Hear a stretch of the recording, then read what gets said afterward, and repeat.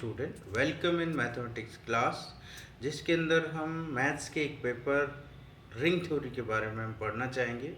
अब ring theory क्या होती है, क्या इसमें पढ़ा जाएगा, इससे पहले हमें कुछ बेसिक चीज़ों की जानकारी बहुत ज़रूरी है। वो जो हमने पिछली क्लासों में पढ़े हैं। पहले है सेट थ्योरी, जो कि हमने 11th 12th और बीएससी फर्स्ट ईयर में पढ़ा होगा। उसके बाद है ग्रुप थ्योरी, जो कि हमने बीएससी पार्ट फर्स्ट ईयर में पढ़ा हुआ होगा। तो अब हम सबसे पहले उन चीज़ों रिंग थ्योरी को पढ़ने के लिए चीज़ों को रिकैप कर लेते हैं। तो सबसे पहली बात आती है सेट। सेट मतलब समुच्चय। समुच्चय क्या होता है? तो समुच्चय वो चीज़ होती है सुपरिभाषित वस्तुओं का संग्रह, या फिर कहें collection of well defined things या ऑब्जेक्ट्स, जो अच्छी तरीके से परिभाषित की जा सकती है, जो उनका कॉम्बिनेशन बनाया जा सकता है, वो कहलाती है सेट्स। अब यहाँ जो ऑब्जेक्ट्स जो हैं या थिंग्स जिसको कह रहे हैं, वो इस सेट्स के एलिमेंट कहलाएंगे या मेंबर ऑफ सेट। उसके एलिमेंट या उसके मेंबर जो है वो थिंग्स या ऑब्जेक्ट्स होती है। जैसे कि सेट्स के बारे में बात करें तो एक natural number sets, natural number क्या होती है, जो कि 1 2 3 इनफाइनाइट तक चलती है, वो एक natural number set, natural numbers होते हैं। उन नंबर्स का जो सेट जनरेट होता है n, जिसको हम कैपिटल N से रिप्रेजेंट कर रहे हैं, वो एक सेट कहलाएगा। अब इसका रिप्रेजेंटेशन कैसे कहेंगे? तो किसी भी सेट को हम इंग्लिश अल्फ़ाबेट के कैपिटल लेटर से रिप्रेजेंट करते हैं, और उसके जो एलिमेंट्स होते हैं, जिसको मेंबर या ऑब्जेक्ट कहा जा रहा है, वो लोअर केस लेटर ABCXYZ से रिप्रेजेंट किए जाएंगे। अब वो कोई एलिमेंट उस सेट का है तो x बिलोंगिंग टू A, और नहीं है तो उसको x not belonging to A हम लिखते हैं। अब रिप्रेजेंटेशन ऑफ सेट की बात करें तो दो तरीके से इसको रिप्रेजेंट किया जा सकता है। पहला कि all the element of the set are listed and enclosed by the curly bracket. वो एक सेट जिसमें सारे एलिमेंट्स एक लिस्ट के द्वारा रिप्रेजेंट किया जाए और कर्ली ब्रैकेट में के अंदर उनको इंक्लोज कर दिया जाए, कर्ली ब्रैकेट के अंदर सारे एलिमेंट्स को लिख दिया जाए। तो वो होता है सेट का रिप्रेजेंटेशन, जो एक तरीका है। दूसरा तरीका ये भी है कि element specified sum property and represented, मतलब किसी उसके उस सेट के कोई एलिमेंट है, वो एक सर्टेन प्रॉपर्टी को सेटिस्फाइड कर दिया जाए। तो इसको बाइंडर फॉर्मेट में इस तरीके से लिखा जा सकता है कि curly bracket x satisfied the sum property p। जैसे एग्जांपल के तौर पर एक सेट है जिसके अंदर वो सारे एलिमेंट होंगे, x मतलब x में वो सारे एलिमेंट होंगे जिसका स्क्वायर 10 से कम होता है, तो वो सारे एलिमेंट इसके अंदर आ जाएंगे। इसी प्रकार दूसरा जो हमने फर्स्ट फॉर्म पढ़ा था कि सारे एलिमेंट्स को हम कर्ली ब्रैकेट के अंदर ले लें, तो वो भी हमारे पास एक सेट का रिप्रेजेंटेशन होगा। तो 1 2 3 4 5 5 एलिमेंट्स हैं, 5 नंबर्स हैं जिनको हम कर्ली ब्रैकेट के अंदर में रिप्रेजेंट कर दिया, तो ये भी हमारा सेट का रिप्रेजेंटेशन हुआ। अब बात आती है नल सेट की। अगर किसी सेट में हमारा कोई एलिमेंट ही नहीं है तो उस सेट को हम नल सेट कह देते हैं, जिसको 5 से या सिंगल, जिसमें कोई एलिमेंट नहीं हो, कर्ली ब्रैकेट ऑनली हो, तो उससे भी रिप्रेजेंट किया जा सकता है। तो ये बात हुई सेट की। अब सेट के बाद हमें ज़रूरत पड़ती है फंक्शन की। फंक्शन भी आपने 11th 12th और फर्स्ट ईयर में पढ़ा हुआ है। तो फंक्शन मतलब फलन। फलन क्या होता है? तो इसके लिए क्या है कि दो सेट की ज़रूरत पड़ती है। Let A and B are the two sets, दो सेट्स हैं। Then function is a relation. Function क्या है? फंक्शन एक रिलेशन है by which every element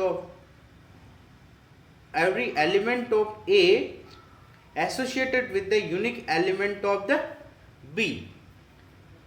A और B दो सेट है। अगर दो सेट है तो फंक्शन एक रिलेशन है जो कि A के प्रत्येक एलिमेंट को Y के यूनिक एलिमेंट से B के यूनिक एलिमेंट से एसोसिएट होता है। तो इसको रिप्रेजेंट करेंगे function f dot A tends to B। तो यहाँ जो सेट जिसके एलिमेंट को दूसरे एलिमेंट में एसोसिएट किया जा रहा है, तो वो एलिमेंट जो सेट है वो कहलाएगा डोमेन, और जिसमें एसोसिएट किया जा रहा है वो कहलाता है कोडोमेन। तो एग्जाम्पल के तौर पर ये देखें, जैसे कि एफ ये एक सेट हो गया जिसमें 3 एलिमेंट्स होंगे x1 x2 x3, और जिसे डोमेन कहा गया। दूसरा जो है को डोमेन है जिसमें y1 y2 y3 y4 4 element है। तो एक के प्रत्येक element x1 x2 x3 3 element है, तो तीनों एलिमेंट को एसोसिएट करे b के यूनिक एलिमेंट्स। तो x1 एसोसिएट हो रहा है y1 से, x2 एसोसिएट हो रहा है y2 से, x3 एसोसिएट हो रहा है y3 से। तो y1 y2 y3 से एसोसिएट होने पर ये y1 y2 y3 से जो सेट बन रहा है वो कहलाता है रेंज। तो कोडोमेन में ही कोडोमेन के दो भाग हुए, पूरा सेट जो है वो कोडोमेन कहलाया, और जिन एलिमेंट्स की इमेज जो बी में है वो कहलाती है रेंज। तो रेंज की definition, set of the image of the element of A in B is known by the range represented by f of A. मतलब फंक्शन ऑफ ए से, फंक्शन ए की इमेज है इसलिए फंक्शन ऑफ ए से कहेंगे, तो इसे हमने कहा रेंज। एग्जाम्पल के तौर पर और देखें तो y = x², ये एक फंक्शन है। यहाँ x जो है वो क्या है 1 2 3, x की जो एलिमेंट जो लेगा वो 1 2 3 में से लेगा, और b इसका जो दूसरा हिस्सा है b वो है y = x²। मतलब x के स्क्वायर टर्म्स की का स्क्वायर करने पर x जो है क्या है 1 2 3, इनका स्क्वायर करने पर जो नया सेट बन रहा है वो उसमें नंबर हो जाएंगे 1 4 9 जो कि b है। तो x के एलिमेंट 1 से एसोसिएट हो गया, 2 4 से एसोसिएट हो गया, और 3 9 से एसोसिएट हो गया।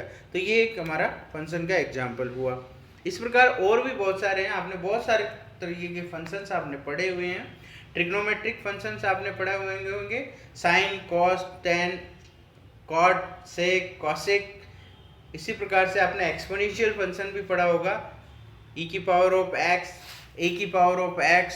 इसके अलावा लॉग फंक्शन पढ़ा होगा आपने, log ऑफ x। इसी प्रकार से इन्वर्स फंक्शन भी आपने पढ़ा होगा, sine inverse, cos inverse, tan inverse, cot inverse, sec inverse और कोसेक इन्वर्स, ये भी आपने पढ़े हुए होंगे।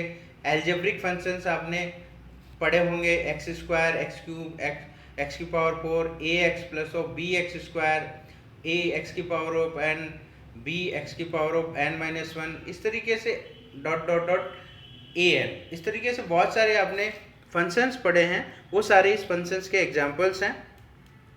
अब हम बात करते हैं इनके प्रकार कितने तरीके के होते हैं। तो काइंड्स ऑफ फंक्शन, फलनों के प्रकार, तो ये 4 तरीके से हम इसको क्लासिफाइड कर सकते हैं। एक है 1 1 जिसको हम कहते हैं इंजेक्शन, हिंदी में कहें तो एक एक की। मतलब अगर किसी 2 सेट लेते हैं फंक्शन में, दो डोमेन के अगर 2 एलिमेंट लिए जाए जो कि इक्वल नहीं है, मतलब x and y element of a ये दोनों इक्वल नहीं है, तो इनकी जो इमेज है वो भी इक्वल नहीं होगी। मतलब x की image function of x, y की इमेज फंक्शन ऑफ y दोनों इक्वल नहीं है, तो हम कह सकते हैं कि ये 1 1 है। इसी प्रकार से अगर इमेज इक्वल है, इमेज अगर इक्वल है तो जिन एलिमेंट्स की वो इमेज है वो भी इक्वल होंगे, तो हम कह सकते हैं ये 1 1 है। अगर ऐसा नहीं होता है, मतलब x और y 2 डिफरेंट एलिमेंट ले रहे हैं और उसकी इमेज इक्वल हो जाती है तो फिर वो 1 1 नहीं होगी। नहीं होती तब तो 1 1 हुई, पर अगर हो जाती है तो वो हमारी, उसको हम कहेंगे मैनी वन। वो फंक्शन का एक प्रकार हो गया मैनी वन। जैसे इसको रिप्रेजेंट किया जा रहा है, x1 और x2 2 डिफरेंट एलिमेंट लिए जा रहे हैं, पर कि इसकी इमेज जो है वो y1 एक सिंगल एलिमेंट हो गया, मतलब इमेज इक्वल होगी 2 डिफरेंट एलिमेंट्स की, तो हम इसे मैनी वन। मैनी वन का मतलब बहुत सारे एलिमेंट एक सिंगल एलिमेंट पर इमेज बना रहे हैं। और इसी प्रकार 1 1 की बात करें तो इंडिविजुअल एलिमेंट अपनी इंडिविजुअल इमेज रखता है। दूसरा कहते हैं हम ऑन टू मतलब आच्छादक या फिर सर्जेक्शन। तो every element of y belongs to B having a pre-image in X, where y belongs to B there exists a x belongs to capital X। तो हम कह सकते हैं f of x equal to y। मतलब कहने का मतलब है कि कोडोमेन में जो एलिमेंट है उसकी प्री इमेज x में एग्जिस्ट करती है, x में एग्जिस्ट करती है। मतलब कोडोमेन को ले, अब तक हमने डोमेन लिया जा रहा है, डोमेन से कोडोमेन में बात करते हैं, यहाँ रिवर्स हो रहा है। कोडोमेन का जो एलिमेंट है उसकी प्री इमेज अगर x में है तो हम उसे कह सकते हैं ऑनटो। जैसे कि ये हमने डायग्राम से रिप्रेजेंट किया जा रहा है, x1 x2 x3 तीन एलिमेंट है डोमेन के, y1 y2 y3 तीन एलिमेंट है हमारे पास कोडोमेन के। तो कोडोमेन का एलिमेंट लिया y1, तो y1 की प्री इमेज जो है x1 इसमें है, y2 की भी प्री इमेज इसमें है, y3 की भी प्री इमेज इसमें अवेलेबल है। तो ये हमारा फंक्शन हो गया ऑनटो। अगर जो ये नहीं रखता है उसको हम इंटो कहा जाता है। अब हमने पढ़ा वन वन और ऑनटो। वन वन और ऑनटो दोनों को ज्वाइन करने पर जो फंक्शन का प्रकार है उसको कहते हैं बाइजेक्शन, मतलब एक एक ही आच्छादक। वन वन भी हो गया, ऑनटो भी हो गया, तो वन वन को हिंदी में एक एक ही कह रहे हैं, ऑनटो को आच्छादक कह रहे हैं, इसलिए बाइजेक्शन को हिंदी में कहते हैं एक एक ही आच्छादक। तो जो फंक्शन वन वन भी हो जाए, ऑनटो भी हो जाए। वन वन का मतलब है डोमेन की प्रत्येक एलिमेंट की इमेज, प्रत्येक एलिमेंट की जो इमेज है वो कोडोमेन में यूनिक हो, तो वो वन वन हो जाएगा। और कोडोमेन के एलिमेंट की प्री इमेज डोमेन में एग्जिस्ट कर जाए तो वो हो जाएगा ऑनटो। तो इसको जब वन वन और ऑनटो दोनों हो गए तो उसको हम कहेंगे बाइजेक्शन। अब बात करते हैं इनवर्स फंक्शन की, कि इनवर्स फंक्शन क्या होता है। तो फंक्शन जो है उसका रिवर्स फॉर्मेट, फंक्शन हमारा डिफाइन हो रहा था डोमेन से कोडोमेन में, अब इनवर्स का हो गया, मतलब फंक्शन का जो डोमेन था वो कोडोमेन में कन्वर्ट हो जाए, कोडोमेन डोमेन में कन्वर्ट हो जाए, तो इस पर जो फंक्शन डिफाइन होगा वो हमारा इनवर्स फंक्शन कहलाएगा, जो डोमेन से कोडोमेन के बजाय कोडोमेन टू डोमेन में कन्वर्ट हो जाएगा। तो if function a to b is a bijective, inverse function define कब होगा कि इफ फंक्शन एक फंक्शन है जो कि डोमेन a से कोडोमेन b के बीच डिफाइन है और बाइजेक्टिव है, बाइजेक्टिव का मतलब है वन वन एंड ऑनटो है, तो then f inverse is inverse function of f, जो फंक्शन डिफाइन है डोमेन टू कोडोमेन a से b के बीच, उसका इनवर्स फंक्शन कहलाएगा f इनवर्स। और किस तरीके से डिफाइन होगा, defined is f inverse of b to a, मतलब कोडोमेन टू डोमेन के बीच, जहां फंक्शन की डेफिनेशन रिवर्स हो जाएगी, क्योंकि every y belongs to codomain associated with the unique element of domain of a। तो ये हमारे पास जो f इनवर्स है वो इनवर्स फंक्शन हो जाएगा किसका f का, जो a टू b में बीच डिफाइन है। तो f inverse b to a और f inverse of y b का यूनिक क्या एलिमेंट लिया जा रहा है, उसकी इमेज x है जो कि डोमेन a में अवेलेबल है, और ये होगा यदि f of x equal to y हो। तो इनवर्स फंक्शन एग्जिस्ट करेगा जब फंक्शन हमारा बाइजेक्टिव होगा, अदरवाइज बाइजेक्टिव नहीं है तो इनवर्स फंक्शन वर्क नहीं कर पाएगा उसका। उसके बाद आता है बाइनरी ऑपरेशन। आगे जब हम पढ़ेंगे तो इस बाइनरी ऑपरेशन की बहुत ज़्यादा ज़रूरत है, बिना बाइनरी ऑपरेशन के आपके ग्रुप थ्योरी रिंग थ्योरी का एग्जिस्टेंस नहीं है।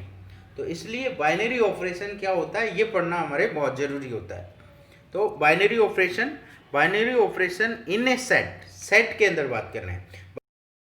Binary set is a rule by which every two element of S are associated with unique element of S itself। Binary operation किसी सेट में एक रूल है या आप कह सकते हैं फंक्शन है, जिसके द्वारा every two element of S के दो एलिमेंट है एसोसिएटेड विद होते हैं यूनिक एलिमेंट ऑफ S से। S के दो एलिमेंट S के ही किसी एक यूनिक एलिमेंट से एसोसिएट हो जाएं तो वो जो फंक्शन है उसको कहते हैं बाइनरी ऑपरेशन।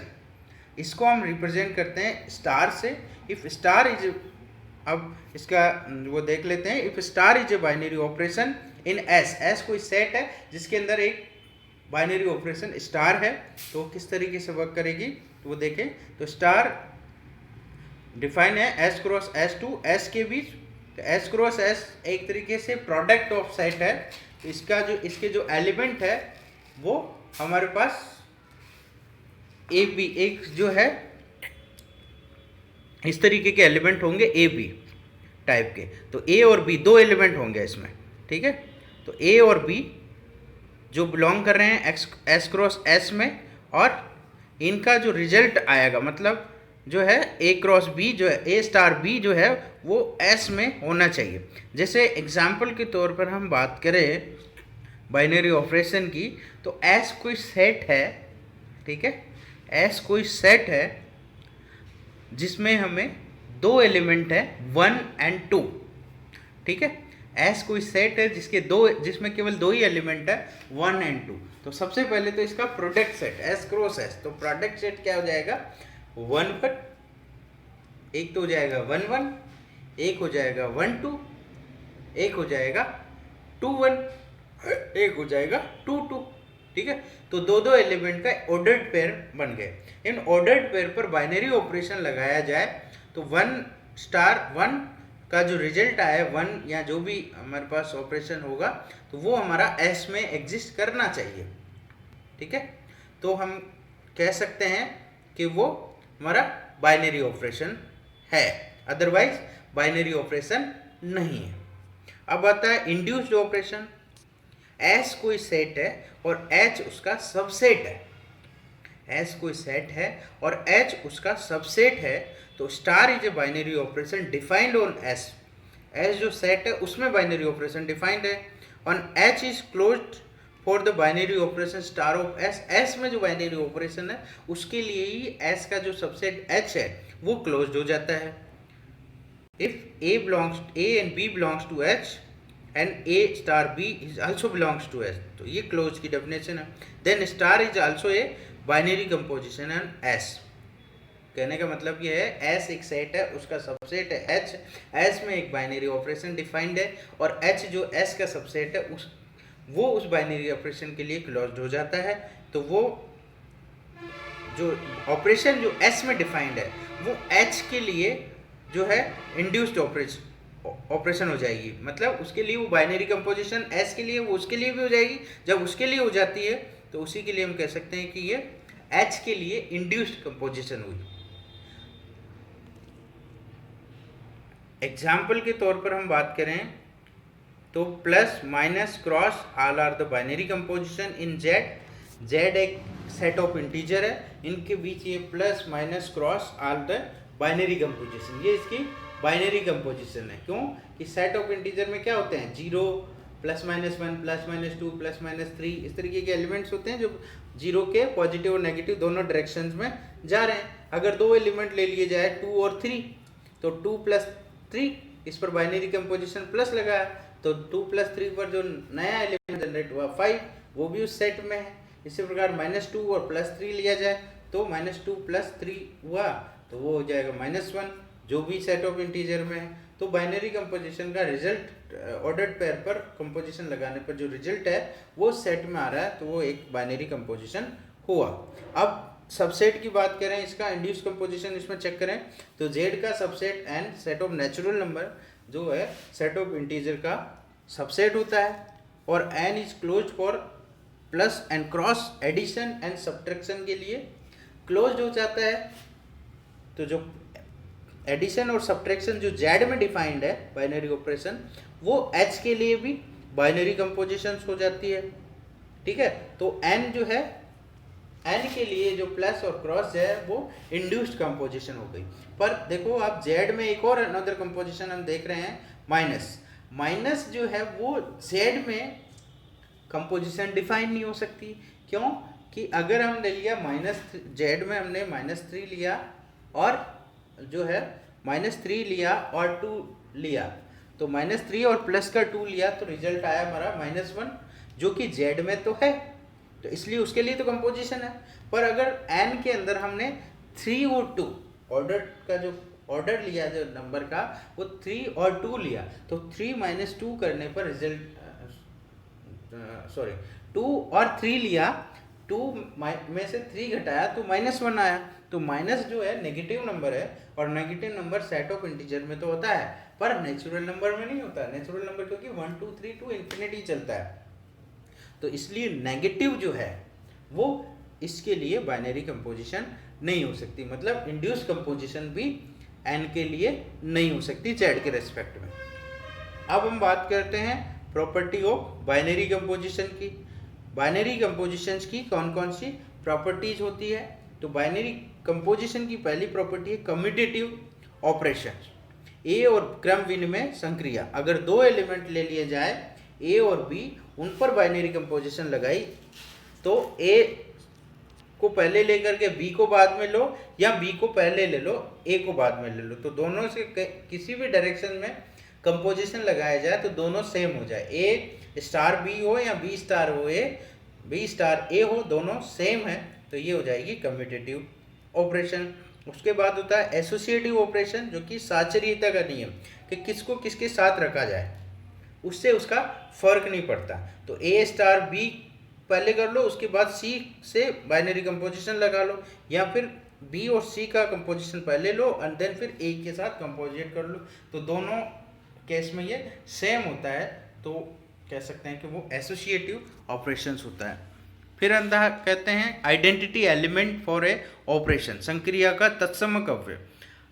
एक एलिमेंट होता है सेट में जो उस संक्रिया के लिए, तो उसको हम कहेंगे आइडेंटिटी। कब कहेंगे कि ई एक एलिमेंट है किसी सेट का, और उस एक एलिमेंट से किसी भी सेट को मल्टीप्लाइड करने, किसी भी सेट के साथ ऑपरेट करने पर वो जिस एलिमेंट के साथ ऑपरेट कर रहे हैं तो उस एलिमेंट पर कोई फर्क नहीं पड़ता, मतलब वो खुद आ जाता है। तो ई एक एलिमेंट लिया और ए कोई जनरल एलिमेंट, ए कोई भी एलिमेंट हो सकता है सेट का, अब उस सेट के साथ ऑपरेट किया गया ई को, तो वो एलिमेंट ए खुद आ गया। इसी प्रकार ए पहले लिया और बाद जो है लेफ्ट और राइट दोनों तरीके से ऑपरेट कर सकते हैं इसको, आइडेंटिटी ऑपरेटर को, तो वो एलिमेंट खुद आ जाता है। तो इस केस में हम कह सकते हैं कि वो एलिमेंट आइडेंटिटी एलिमेंट होता है, मतलब कि उस एलिमेंट से ऑपरेट करने पर, सेट के किसी भी एलिमेंट को ऑपरेट करने पर उस एलिमेंट पे कोई फर्क नहीं पड़ता हो, तो उसे आइडेंटिटी एलिमेंट ऑफ ऑपरेशन कहा जाता है। इसी प्रकार से हम बात करते हैं इन्वर्स एलिमेंट की। यहाँ हर एक एलिमेंट का इन्वर्स होगा कंपोजिशन के रेस्पेक्ट में। If A is belonging to set then there exist a B belonging to S.